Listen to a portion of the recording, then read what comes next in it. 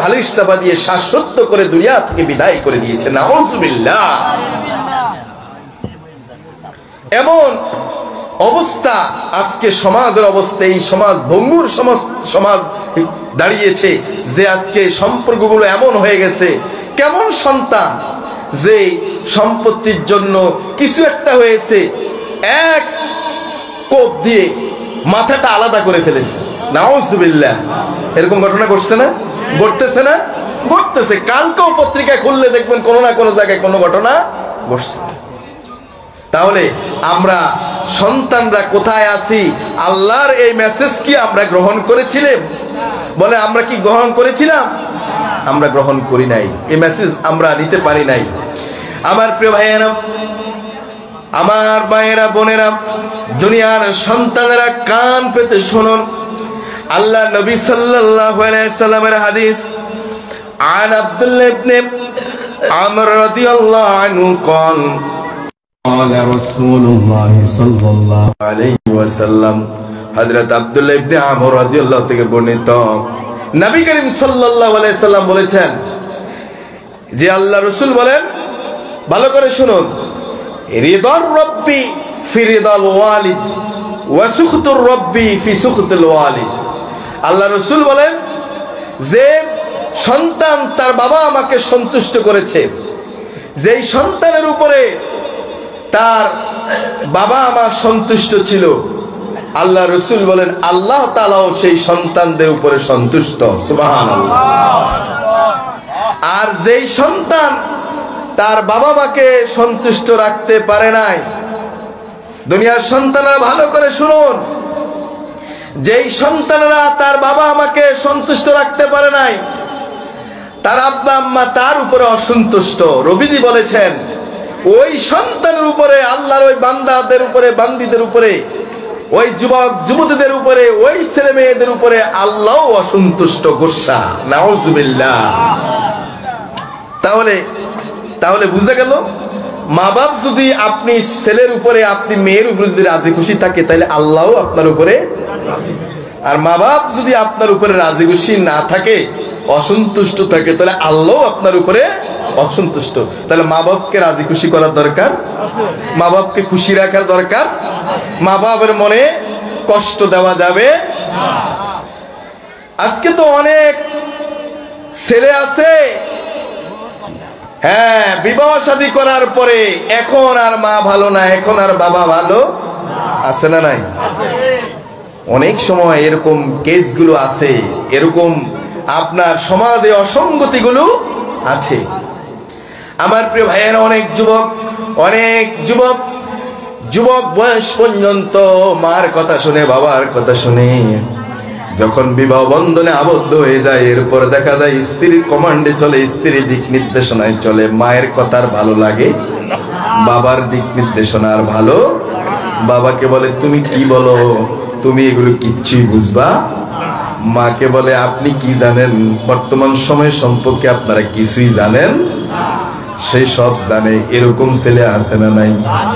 এরকম সন্তান আপনাদের এই দক্ষিণ নোয়াগা আছে না না? আমার প্রিয় ভাইয়েরা, তাহলে মিলে যাচ্ছে নাকি?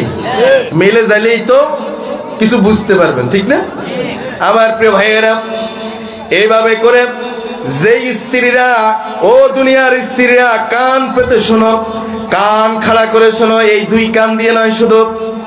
ও আমার মা জাতিরা, যারা স্ত্রী হয়েছ, যারা নাকি আমার বোন আছো, যারা নাকি স্বামীর সংসার করছো, যারা নাকি এখন বিবাহিত জীবনে আছো, তাদেরকে উদ্দেশ্য করে বলছি, ও আমার মায়েরা, ও আমার বোন, এই যে তুমি যে সলা পরামর্শ, কুপরামর্শ দিয়ে ওই অমুক মা অমুক বাবার ছেলেটাকে যে তুমি কানবাড়ি করলা, তুমি যে তাকে তাদের থেকে অন্যদিকে ডাইভার্সন করলা, অন্যদিকে নিয়ে যাচ্ছ, মনে রাখবা সে তো তাদের সন্তান, সে তো তার মায়ের নারী ছেঁড়া ধন, সে তো তার বাবার স্বপ্ন আকাঙ্ক্ষা, সে তো তোমার শ্বশুর শাশুড়ির জীবনের স্বপ্ন আশা আকাঙ্ক্ষা।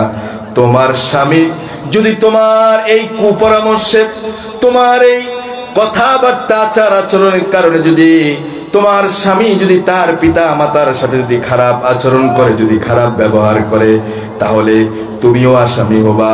আর অবশেষে তার মা বাবাকে সে রাজি খুশি না থাকার কারণে এই তোমার স্বামী সেদিন জাহান্নামে যাওয়ার জন্য রাস্তা তৈরি হয়ে যাবে। তুমি কি চাও তোমার স্বামী জাহান্নামে যাক?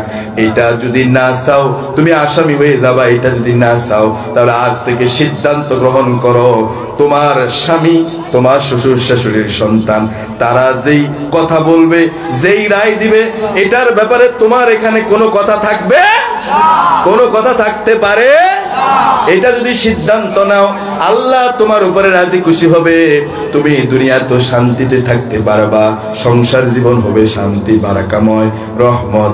শ্বশুর শাশুড়ির দোয়া থাকবে, বদদোয়া থাকবে? দোয়া থাকবে না বদদোয়া? দোয়া, বদদোয়া থাকবে না। আর যদি তুমি এগুলো করো তুমি সংসারকে ক্ষতিগ্রস্তের দিকে নিয়ে গেলা, স্বামীকেও ক্ষতিগ্রস্তের মধ্যে ফেলে দিলা, তুমি নিজেও বরাডুবি ডুবলা, সব কিছু হারাবা, দুনিয়াও বরবাদ, আখিরাতও বরবাদ। আমও গেল, সালাও গেল, খাসারাতাদ দুনিয়া ওয়াল আখিরাত, দুনিয়াও ক্ষতিগ্রস্ত হলো, আর চূড়ান্ত ভাবে আখিরাতও ক্ষতিগ্রস্ত হবে। কথা বলে ঠিক কিনা? এজন্য একটা ঘটনা আপনাদেরকে শোনাই। একজন সাহাবী, সেই সাহাবী রাসূলের সাহাবী, বলি আলহামদুলিল্লাহ। রাসূলুল্লাহ সাল্লাল্লাহু আলাইহি ওয়াসাল্লামের সাহাবী, নাম হচ্ছে হযরত আলকামা। হযরত আলকামা রাদিয়াল্লাহু আনহু, তিনি যখন মুমূর্ষু অবস্থায় জীবনের শেষ সময়ে চলে এসেছেন, মনোযোগ আছে সবার? মনোযোগ আছে? জীবনের শেষ সময়ে চলে এসেছেন, এই অবস্থায় মুখ দিয়ে কালেমা বের হচ্ছে না, মুখ দিয়ে কালেমা বের হচ্ছে না। কি ব্যাপার?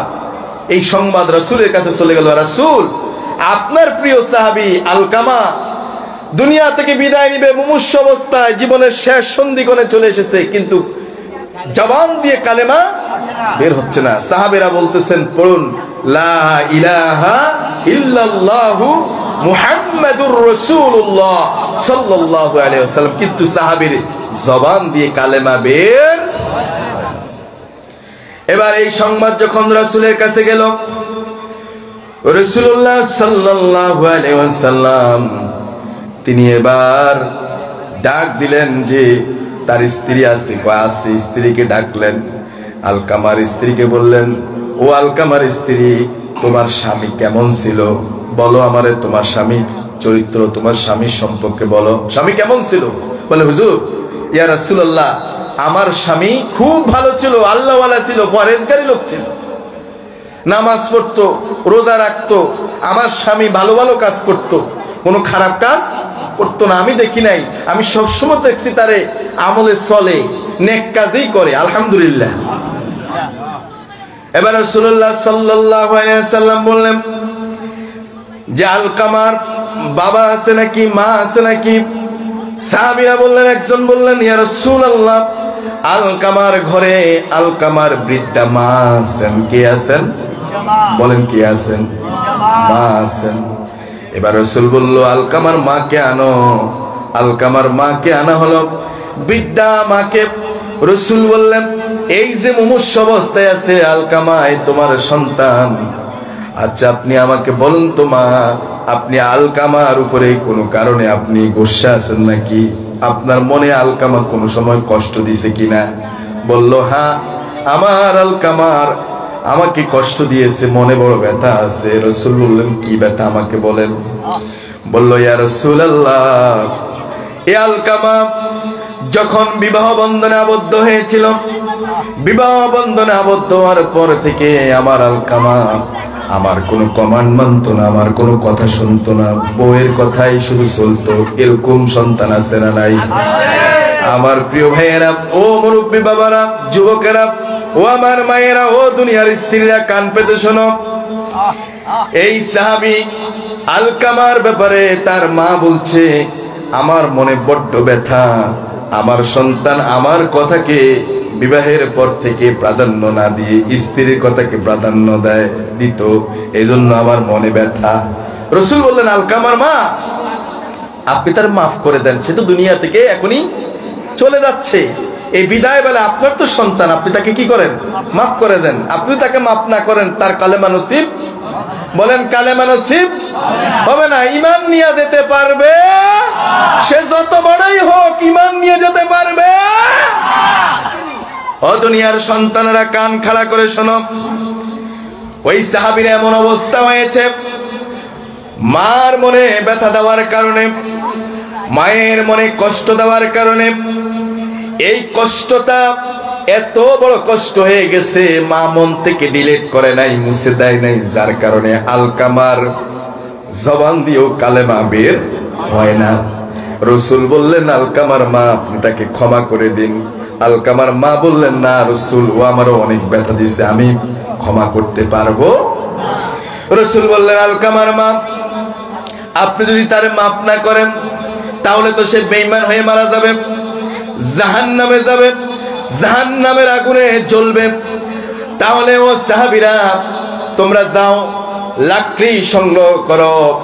যেই সাহাবী, আমার যেই সাহাবী, যেই সন্তানটা মার খেদমত করে নাই, মার মনে আঘাত দিয়েছে, জাহান্নামের আগুনে জ্বলবে, ওরকম সন্তানকে আমরা দুনিয়াতে আগুন দিয়ে জ্বালিয়ে পুড়িয়ে ছাই করে দেব। যাও সাহাবীরা, লাকড়ি সংগ্রহ করো, জ্বালানি সংগ্রহ করো, এখনই আলকামাকে জীবন্ত অবস্থায় আমরা পুড়ে দেব, ছাই করে দেব। এই কথা বলে লাকড়ি আনা হলো। যখন ওই আলকামাকে লাকড়িতে পেড়ে দেওয়া হবে, আগুনে ফেলে দেওয়া হবে, সাহাবী আলকামার বৃদ্ধা মা দেখলো এই অবস্থা দেখে সাথে সাথে ওই বৃদ্ধা মা বলল, ইয়া রাসূলুল্লাহ, ওগো আল্লাহর রাসূল, আলকামা আপনার সাহাবী হতে পারে, কিন্তু আমার নাড়ি ছেঁড়া আদরের ধন আলকামা। আমার আলকামাকে আমি 10টি মাস গর্ভে ধারণ করেছি, আমার আলকামাকে আমি পেটে ধরেছি, 10টি মাস তাকে পেটে ধারণ করেছি। আমার আলকামা আমাকে পেটে থাকা অবস্থায় হাত দিয়ে গুতা মেরেছে, পা দিয়ে লাথি মেরেছে।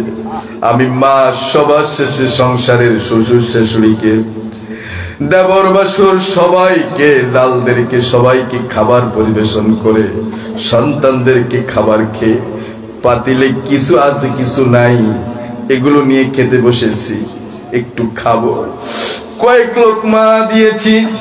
দুনিয়ার মা গুলো এমন হয়, সন্তান যখন পেটে ধারণ করে খাবারের প্লেট নিয়ে কয়েক লোকমা দেয়, সন্তান পেটের ভিতরের ওই সন্তানটা 7 মাস 8 মাস 9 মাস হয়ে গেছে, একটা জীবন্ত মানুষ এই পেটের ভিতরে আরেকটা জীবন্ত 4 কেজি 3 কেজি 2 কেজি জীবন্ত মানুষকে ক্যারি করে, বহন করে, কত কষ্ট। এরপর ওই সন্তানটা, আমি আপনি একটু চিন্তা করেন, যখন মায়ের গর্ভে ছিলাম, চক্ষু বন্ধ করে চিন্তা করেন, মনে করেন এই মুহূর্তে আমি ওই মুহূর্তের কথা স্মরণ করছি। একদিন আমিও আমার মায়ের পেটে ছিলাম, আপনিও ছিলেন, আপনিও আপনার মায়ের পেটে ছিলেন।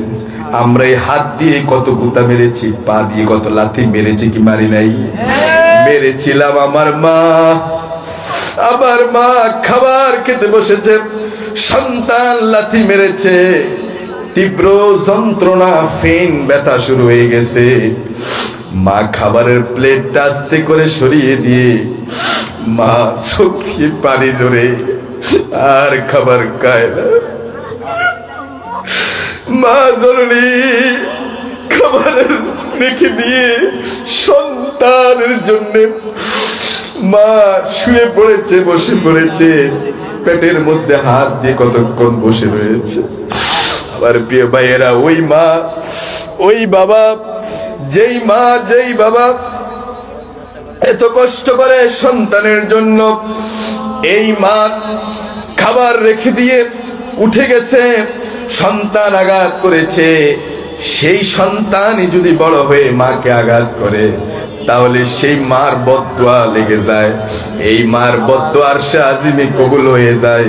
এজন্য ও দুনিয়ার সন্তান, তোমাদেরকে সতর্ক করি, মার মনে কষ্ট দিও না, বাবাকে আঘাত দিও না। আলকামার মা বলছে, ইয়া রাসূল, আমার সন্তানকে আমি 10 মাস 10 দিন গর্ভে ধারণ করেছি, এত কষ্ট সহ্য করেছি, মায়েরা যখন ডেলিভারির সময় হয়, তীব্র যন্ত্রণা হয়, ফেন হয়, এত ব্যথা, এত ব্যথা। আপনার মা, আমার মা, ও যুবক, ও দুনিয়ার সন্তান, তোমার মা তোমার জন্য এত ব্যথা সহ্য করেছেন, তোমার মা এত কষ্ট সহ্য করেছে। ওই আলকামার মা বলল, ইয়া রাসূলুল্লাহ, আমি এত কষ্ট করেছি, আর আমার সেই সন্তানকে আপনি আমার সামনে আগুনে পুড়াবেন, শেষ করে দিবেন, এটা আমি মা হয়ে সহ্য করব না। ইয়া রাসূলুল্লাহ, আমি মা এই মুহূর্তে আপনাকে সাক্ষী রেখে আমার সন্তান যা কষ্ট দিয়েছে, দুঃখ দিয়েছে, ব্যথাগুলো সব ভুলে গেলাম। এই মুহূর্তে আমি আমার আলকামারে মাফ করে দিলাম। নারে তাকবীর।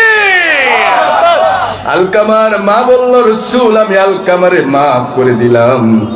আমার প্রিয় ভাইয়েরা, এতক্ষণ পর্যন্ত আলকামার জবান দিয়ে কোনো কালেমা বের হয় না।